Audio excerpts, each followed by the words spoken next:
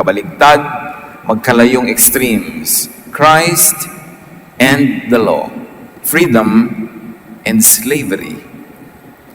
Sa mga pagtuturo ng Kristyanismo, laging inuulit-ulit that Christ sets free, that Christ gives freedom, pero naiintindihan kaya natin talaga?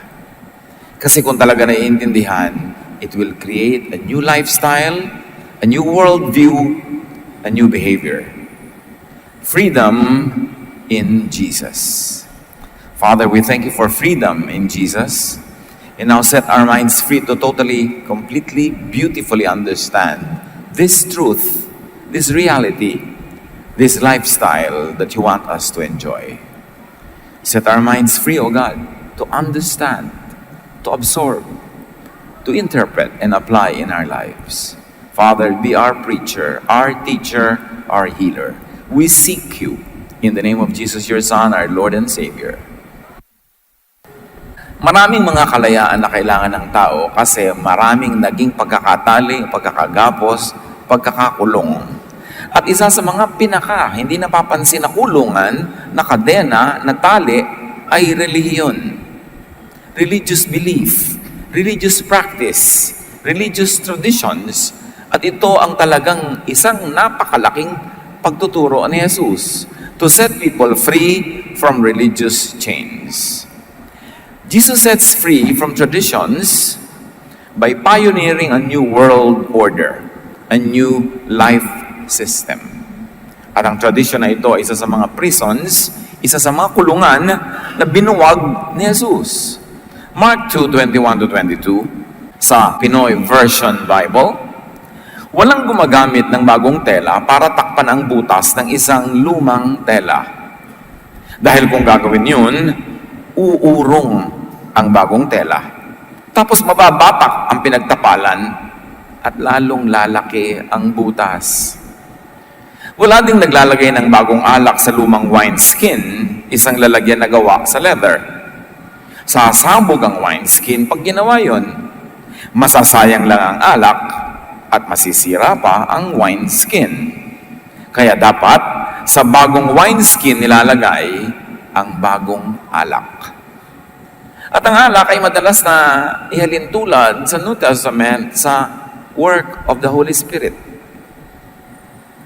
Nakakapagpabago ng isip, nakakapagpalaya sa mga inhibitions, nakakapagpasigla, nakakapagbigay buhay.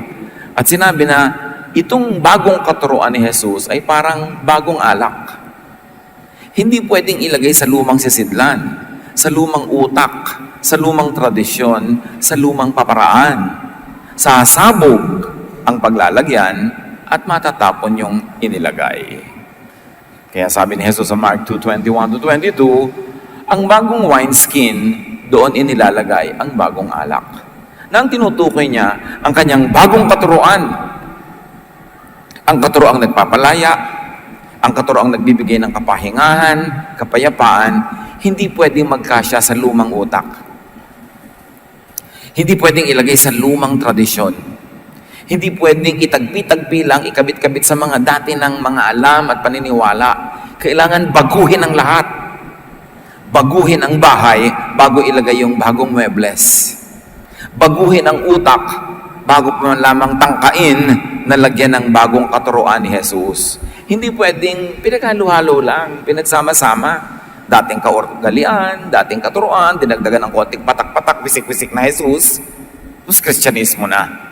Kailangan ng totally new superstructure, new framework, a new cornerstone, a new foundation, a new wineskin, a new mind, a new heart. Kaya, born again.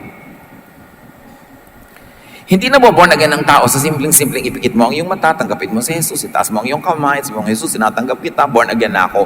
Pwedeng maging daan yun para ma-born again. Pero hindi yun ang buong born again experience. Habang hindi nababago ang iyong utak, hindi ka pa born again. Yung pagtanggap kay Jesus, yung formal pagtanggap, tinatanggap mo according to formula, pwedeng maging susi, pinto, simula ng proseso ng pagiging born again. Pero hindi yung pagkatanggap, pagdilat, sister, born again ka na, congratulations, you have a new life. Na-oversimplify, at pag na-oversimplify yun, hindi ka tuloy pupunta sa grade 2, grade 3, grade 4, kasi akala mo yung grade 1 mo, yun na ang lahat-lahat sa buhay. Simula, pagpasok, pero hindi yun ang lahat-lahat. Isang patuloy na pagbabago ng isip. Isip tungkol saan? Isip tungkol sa Diyos. Isip tungkol kay Jesus. Isip tungkol sa kasalanan, sa kapatawaran ng kasalanan.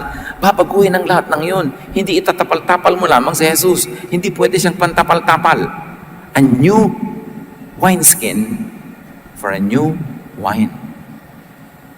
Isang pinakamalaking sagabal sa paglagong espiritual, yung sentimental attachment to old religious beliefs, to old traditions.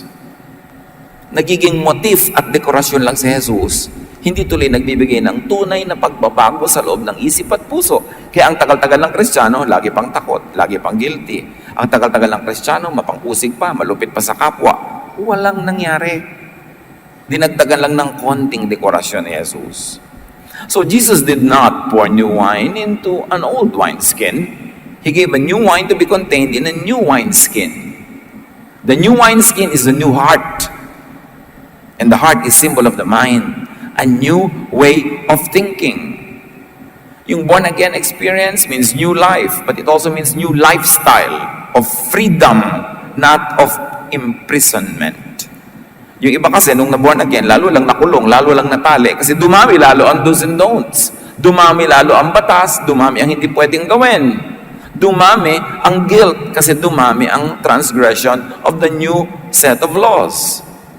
So, bago, new lifestyle, not just new chains, not a new set of rules, and not a new set of guilt, which is usually what happens when people become born again, when they attend born again churches, when they do Bible studies. Dumami lang ang kanilang concept of sin and guilt. Jesus gave a new law to be observed in a new born again life and lifestyle, and this is the new law of love. Again, overtaught na nga yung love na yan eh. Nilalait-lait na ng iba. Akala nila pag love, hippie ka. Yung mga make love, not worry, mga ganong klaseng love.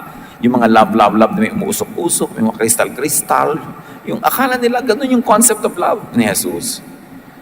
But this means freedom from the law of Moses and from the law of religion. Hindi dapat na pag nagiging maka-Jesus ka, nagiging more religious. Nagiging more spiritual ka dapat. Religion imprisons, spirituality sets free. At pag religion, ibig natin sabihin is the corporate, legal, formal, Pharisaic religion covered by laws of do's and don'ts.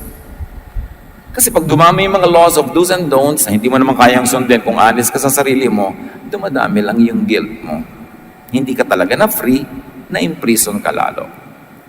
So hindi dagdag na motif si Jesus sa ating spiritual life. Hindi siya dagdag na motif sa Jewish religion. Hindi siya renovation. Jesus is total reconstruction. And when we say total reconstruction, it doesn't mean now that you have to be totally, legally, formally, sinless, and holy, which becomes the wrong expectation of people who come to Jesus. The total reconstruction is the way you think about sin, the way you think about how Jesus took away sin and put it on His own body and died for it.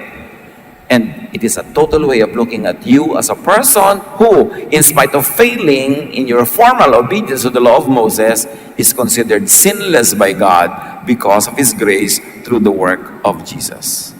And if sinless, therefore you stop always feeling guilty, and you stop always condemning others to make them feel guilty, because we are covered by a new law, the law of the forgiveness of God, not the law of the punishment of God as taught by the Jewish religion. The law of forgiveness through the love of Jesus, not the law of condemnation through the formality and strictness of the Pharisees. And yet marami mga Christian, litong-lito pinaghahalo ang Pharisees at si Jesus, pinaghahalo ang law at ang love, pinaghahalo si Moses at ang ginawa ni Jesus. Kaya ang magiging resulta, lito.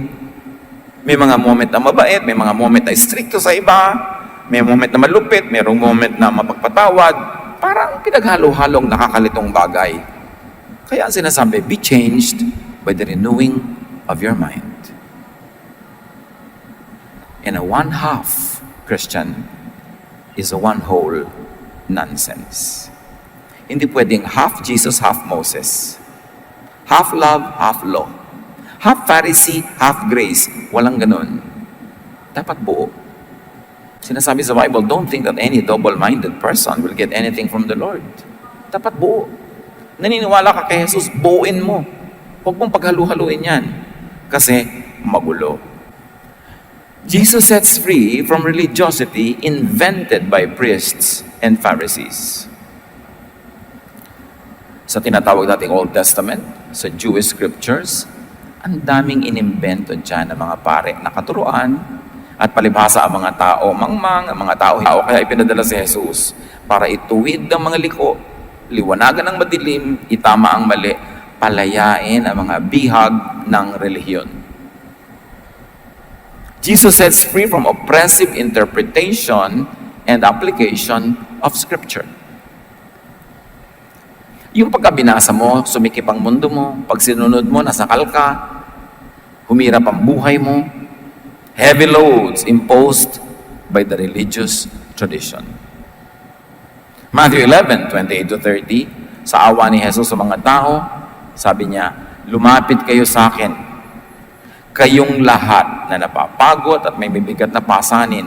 At ang tinutukoy niya dito, religious load, mga pabigat ng templo sa kanila.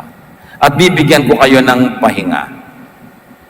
Pasanin ninyo ang aking pamatok at matuto kayo sa akin dahil ako ay maamo at may mababang loob. Makakakita kayo ng kapahingahan sa akin.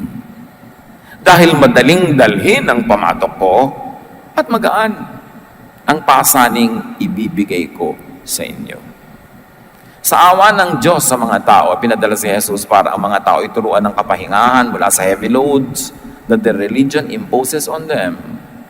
At sabi ni Jesus, sa akin kayo sumunod, huwag sa kanila. Papagurin lang nila kayo. Ang ibibigay ko sa inyong mga pasanin ay magaan. Hindi mabigat. Gusto ng Ama sa langit na palayain kayo. Ang mga relihiyon sa Israel lumikha ng imahe ng Ama na mapagsik, magagalitin, mapagparusa, at itinuwid ni Jesus yun. That's why Jesus is the image of the invisible God. In Him, the fullness of the deity lived in bodily form. He is the Word which was from the beginning. The Word became flesh. And in Him, the fullness of God's kindness and goodness is revealed to people. Ibig sabihin, mali ang representation. In fact, misrepresentation ang ginagawa ng mga relihiyon bago dumating si Jesus. Kasi kung tama na sila, ba't ipapadala pa si Jesus? Duplication. Sayang lang ang pagod. Ipinadala kasi may mali. And Jesusness is light and easy. That's why we introduce the word Jesusness, because sometimes Christianity, covered by so many traditions of the last 2,000 years, has also and again had become heavy, difficult, limiting, choking. That's why you have to go back to the basics of Christianity, which is really Jesus. Kasi kasama si Jesus, nadagdagan na naman niya ng 2,000 years sa katuruan ng iba-ibang sekta, iba-ibang relihiyon, humirap na naman yung way. That's why we have to go back to the basic of Jesusness. Pagbabago, pagpapagaan, hindi pagpapabigat sa buhay ng mga mananampalataya. Halimbawa, Jesus redefined uncleanness and cleanness. Kasi lahat na lang ng gagawin mo, unclean. Hindi lagi kang guilty. Jesus redefined sin and non-sin. So yan, dami namang sins. Linawin natin yung iba na invento lang yan ng mga priest kaya sin. Matthew 15:10-11, tungkol sa mga pagkain na ang daming bawal kainin, sabi ni Jesus, pakinggan niyo at unawain ang aking sasabihin. Ang lumalabas sa bibig ng tao, meaning mga salita. Hindi ang pumapasok, meaning kahit anong pagkain, ang siyang nagpaparami sa kanya sa paningin ng Diyos. Hindi kayo dudumi sa paningin ng Diyos kung kakain kayo ng dinugan, kung kakain kayo ng balut, kung kakain kayo ng alamang, ng crab, ng hito. Although pwedeng clinically dumumi kayo kung unhygienic yun o talagang may mga chemical elements sila na not good for the body, but you don't become dirty spiritually speaking. Invento lang yun ng mga priest. Bakit inimbento ng mga priest yung mga tungkol sa mga dietary laws nila? Para huwag makipagsalo-salo, makipagkainan, makipagparty ang mga Israelita sa ibang lahi. Gusto nilang solohin yung kanilang mga kalahi para maging tagasunod lang nila. Hiniwalay nila. Because when you cannot eat with people, when you do not eat their food, when they cannot eat your food, you never fellowship. Hiniwalay nila to make themselves food very special. Food issues divided the Jews from the world. And up to now, even so-called Christians of various sects and denominations, nagkakahiwa-hiwalay when it comes to the issue of food. Sinabi din ni Jesus, hindi naman mahalaga kung ano pumapasok sa bibig nyo, kundi kung anong mga salitang lumalabas dyan. Yan ang bantayan nyo. So, pinalaya sa oppressive application of Scripture. Sa oppressive, stressful, heavy, painful, spiritual loads, these are not of Jesus. Mahalaga nating maunawa na pagka ang ending ay mahirap, nakakasakal, nakakakulong, hindi yun galing kay Jesus.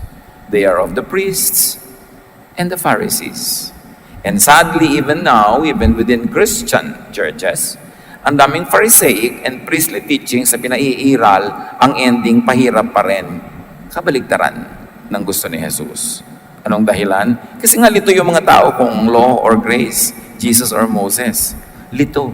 Kaya dapat malinaw. Interpretations and applications of Scripture that hurt people are not of Jesus. Ganun yung din namang interpretation that make people suffer. Yung pinapatay ka na, ginugulpi, kinakawawa ng napakaabusado mong asawa, i-interpret sa'yo ng pastor, magtiis ka, may awa ang Diyos. Be submissive. Pastor, pinapatay na po ako. Be submissive. Yung ganun mga reading and interpretation, ang ending, nagsuffer ka, it cannot be from Jesus. Because Jesus came to set you free from suffering, to give you rest.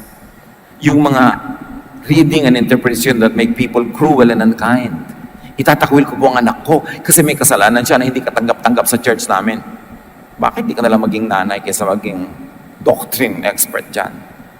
Ang unang-unang role mo, nanay ka. So pagka ang reading ay nagiging cruel ka sa sarili mong anak, sa sarili mong pamilya, sa sarili mong kaibigan, parang mali ang reading mo niyan. Kasi hindi ganyan ang gusto ni Jesus na reading. Meron na ngang law na pagka may babaeng nangalo niya, batuhin hanggang mamatay, pero hindi ipinabato ni Jesus. So ang reading ni Jesus, hindi kind yung reading nyo. Huwag nyo na yung ituloy. Kaya marami mga tao pagka nagbasa ng Bible, lalo't may natutunang konting verses, lalong lumulupit sa kapwa. Lalong nagiging mahirap kasama at lalong nagiging mapagkunwari. Kasi lahat ng hindi niya masunod, kunwari na susunod niya para maganda yung itsura niya sa harap ng publiko. Yan ang galit si Jesus. Sabi niya, mga plastic, mga hipokrito kayo. Pati nyo na lang aminin ang totoo. Wala naman talagang pwedeng pumasa. Kaya pinapasa na kayo ng Diyos lahat, pasangawa. Para hindi na kayo magpanggap dyan. At huwag nyo nang pahirapan ang sarili nyo at inyong kapwa. So Jesus sets free from harsh religious impositions. Yung mga interpretation na ito po yung anak ko nag-aagaw buhay, nasa ER, pero yung nasa bulsa ko po, pang tight ko eh. Siyempre, interpretation na marami, i-tight mo yan. Ano? Hindi ba pwedeng ipagumot ko muna yung anak ko? Heaven can wait for your tithe. Kung kailangan sa mga emergency needs ng pamilya, siyempre, bumawi ka na lang sa ibang panahon na medyo kaya.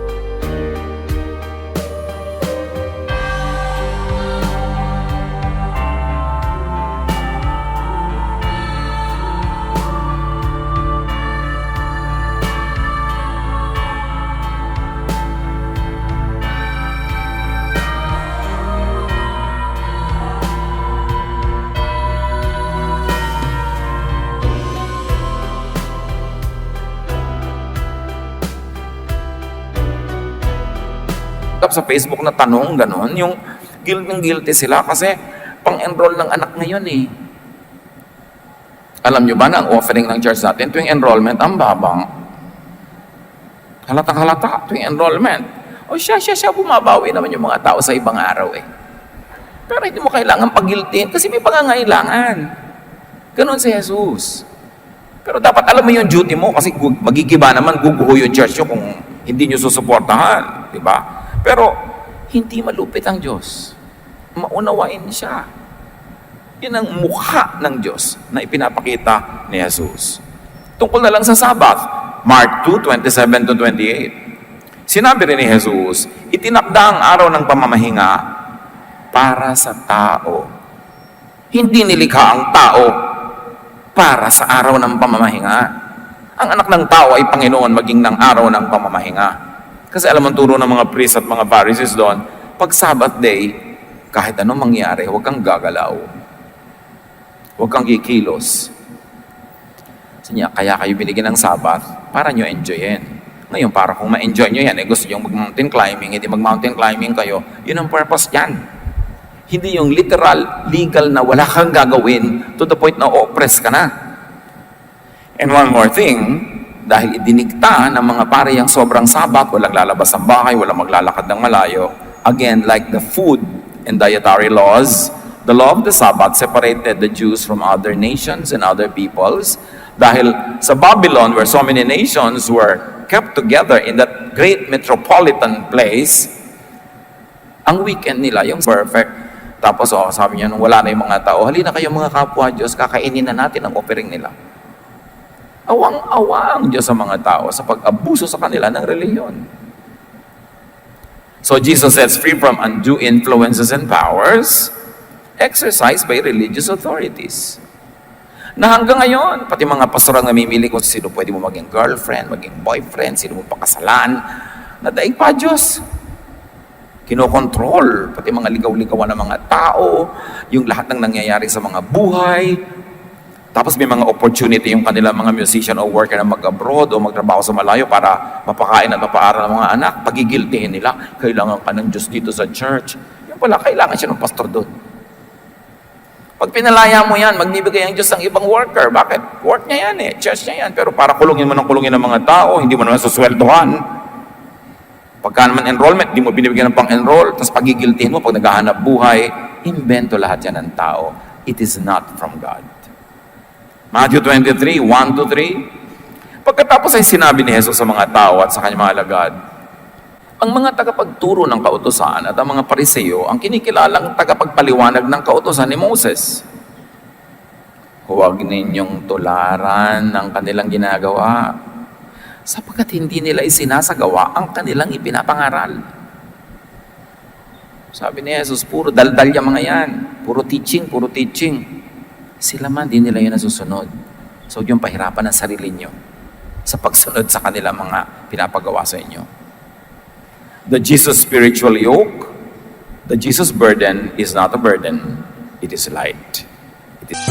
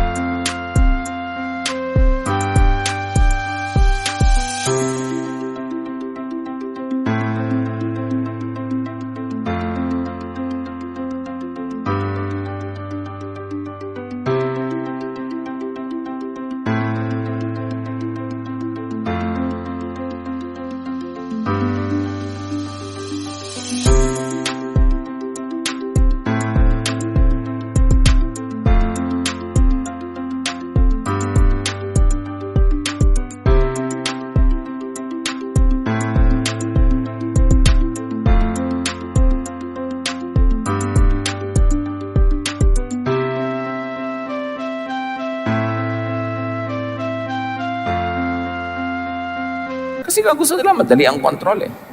Matthew 7, 1-2. Huwag kayong humatol nang kayo'y di hatulan. Ang linaw-linaw nito, pero araw-araw ang business ng mga church people, humatol. Sapagkat hahatulan kayo ng Diyos, ayon sa paghatol nyo sa iba. at susukatin kayo ayon sa panukat na ginagamit ninyo sa iba. Ang religion, ang tradition, laging judge and laging judgmental. Therefore, religion promotes fear, guilt, depression. Mas maraming relihiyosong depressed kaysa sa hindi relihiyoso. Maraming religious leaders are depressed. Kasi hati ang isip. Hati sa itinuturo na imposible at sa katotohanang nagaganap sa kanilang buhay. Hati. Nakaka-depression. Yung araw-araw, walang itinuro sa'yo kundi mag-guilty ka tungkol sa mga katotohanan ng buhay mo, madedepress ka talaga nun. So, there is needless guilt and worry when the teaching is not interpreted through the filter of Jesus. Romans 8:1. If you belong to Christ Jesus, you won't be punished. And yet,